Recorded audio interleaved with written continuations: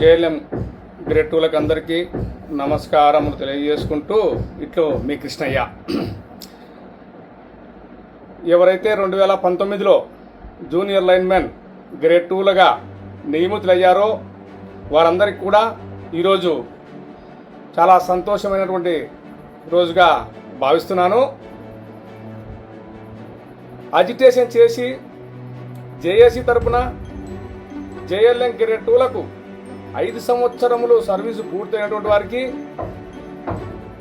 Regular జేఎల్ఎంలుగా ఇవ్వాలి అని ఏదైతే నూతన సర్వీసు రెగ్యులేషన్స్ ప్రవేశపెట్టారో దానిని తొలగించి వాటి స్థానంలో ఏపీఎస్సీబీ నుండి సంక్రమించినటువంటి పాత రెగ్యులేషన్స్ ప్రకారం ఇవ్వాలి అని గట్టిగా పట్టుబట్టి జేఏసీ సాధించి పెట్టిన సంగతి మీకు అందరికీ తెలుసు.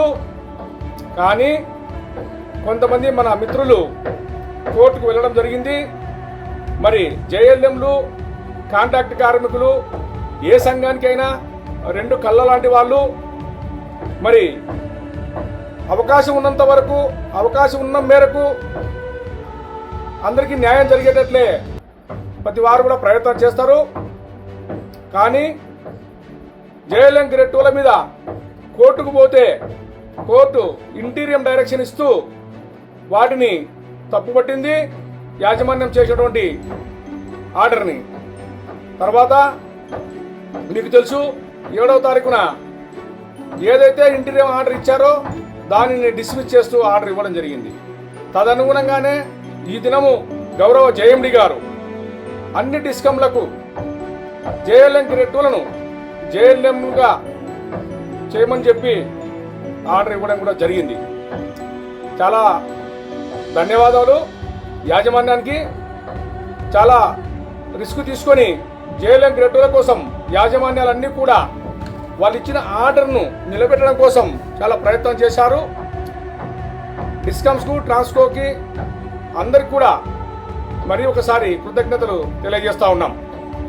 అయితే ఇక్కడ దురదృష్టం ఏంటంటే ఏదైతే జేఏసీ సాధించిందో దాన్ని జీర్ణించుకోలేనటువంటి శక్తులు కొన్ని దీనిని కూడా తప్పుపట్టే ప్రయత్నం చేయడం జరిగింది.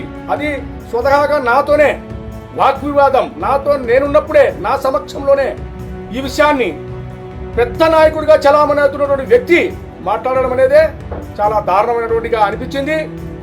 మరి కోర్టు ఇచ్చినటువంటి తీర్పును సమర్థిస్తూ యాజమాన్యాలు ఇచ్చినటువంటి తప్పు కదా, ఏ విధంగా ఇస్తారు అనేటువంటి మాట కూడా మాట్లాడారు. మరి దానిని మనము ముందుగా బహిర్గతం చేయలేదు. ఎందుకంటే మాకు కొన్ని ఎథిక్స్ ఉన్నాయి, కొన్ని విలువలు ఉన్నాయి కాబట్టి ఆ విలువలకు కట్టుబడి ఉండాలి కాబట్టి మేము పేర్లు కానీ ఇంకొకటి కానీ చెప్పకుండా వేచి చూశాం. మరి అలాంటి సందర్భాలు 1 కాదు 2 కాదు. జేఏసీగా వెళ్ళి మనం తెచ్చేటువంటి అజిటేషన్లో ఇలాంటి జీవితాలకు ఎంతమందికి మనము ఉపయోగపడమనేది కూడా ఆలోచించాలి. కలిసికట్టుగా ఉండి గట్టిగా ప్రయత్నం చేస్తే సాధించలేనిది ఏది లేదు అనేటువంటిది మొన్న చేసిన ఉద్యమమే మనకు తార్కాణం. యాజమాన్యానికి ఒప్పించి మెప్పించి ఈరోజు ఆర్డర్లన్నీ కూడా తీసుకున్నాం. ఒక్క అగ్రిమెంట్తోనే ఆగిపోలేదు. అగ్రిమెంట్ వచ్చిన తర్వాత ఆర్డర్లు తీసుకున్నాం. మరి ఎన్ని ఆర్డర్లు ఏ విధంగా తీసుకున్నాం అనేటువంటి విషయాన్ని మీకు అందరికీ తెలుసు. కానీ కోర్టుకు వెళ్ళినా కూడా కోర్టులో కూడా నిలబడలేదు. కాబట్టి ఇదే పందాన మనం కొట్లాడి కాంట్రాక్ట్ కార్మికులకు కూడా న్యాయం చేయవలసినటువంటి అవసరం ఉందనేటువంటి విషయాన్ని మీకు అందరికీ తెలియజేస్తూ, ఎవరైతే జేఎల్ఎం గ్రేడ్ 2లకు రెగ్యులర్ జేఎల్ఎంలుగా ఇవ్వడం తప్పు అని చెప్పారో వారికి ఇది సూటిగా నేను ప్రశ్నిస్తా ఉన్నా. మరి మనము అవకాశం కోసం ఎప్పుడు పడితే ఏది పడితే అది మనం మాట్లాడితే రాబో రోజులలో పరిస్థితులు ఏ విధంగా ఉంటాయి అనేటువంటిది కూడా ఆలోచించవలసిన అవసరం ఇక్కడ ఉందనేటువంటి విషయాన్ని సవినయంగా మీ దృష్టికి తెస్తా ఉన్నా.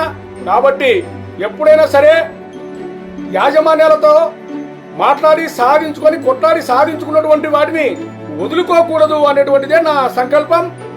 పూర్వపు నాయకులు ఎన్నో కొట్లాడి తెచ్చినటువంటి అన్ని కూడా ఒకటొకటి పోతా ఉంటే ఉద్యమంలో ఎవరు సహకరించినను ఎవరు సహకరించకపోయినను మన ఉద్యమాన్ని చాలా అంచులకు తీసుకెళ్లి ఒక్కరోజు జీతం కట్ట కాకుండా ఈరోజు ఆర్డర్లు తీసుకున్నామంటే ఈరోజు కాంట్రాక్టర్ అరియర్స్ విషయం అయితేనేమి అన్ని వర్గాలకు అదేవిధంగా ఇంజనీర్లకు కానీ రెగ్యులర్ ఉద్యోగులకు కానీ కన్వర్షన్స్ కానీ కంపాషనల్ అపాయింట్మెంట్ కానీ ఈఓ 146 అనేది దాన్ని చదివితే అర్థమవుతుంది, అది అందరికీ అర్థం కాదు. మరి ఇలాంటివన్నీ చెప్పుకుంటూ పోతే ఒక్కటి కాదు.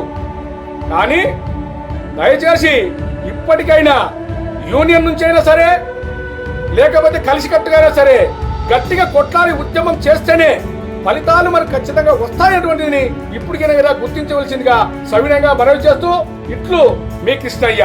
ధన్యవాదములు సార్.